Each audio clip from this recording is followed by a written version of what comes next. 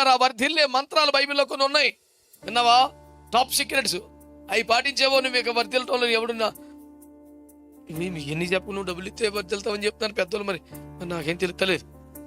ఎన్ని ఎందుకురా, నువ్వు ఎక్కడ సత్తా, 1000 రూపాయలు పంపించాయి, నీకు ఆశీర్వచనం నేను చూస్తాను అన్నాడు. ఆడు అక్కడ ఏజెంట్ తయారాడు మన పేనానికి. ఈ ప్రాసెస్ అంతా నువ్వు చేయలేవయా.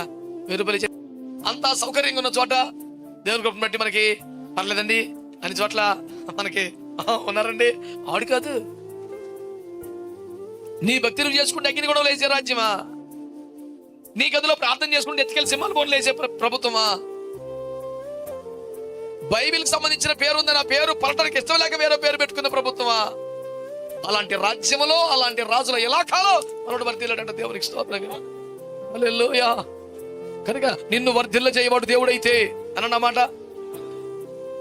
దేవుని వాక్యాన్ని బట్టి వర్ధిల్లితే, దేవుని ఆశ్రయించి వర్ధిల్లితే, దేవుని పని హృదయపూర్వకంగా జరిగించి వర్ధిల్లితే, శత్రు రాజ్యములో, వ్యతిరేక ప్రపంచములో చుట్టూ శ్రమలు, శోధనలు, సింహాలు, అగ్ని కూడా ఉన్నా నువ్వు వర్ధిల్లుతావు.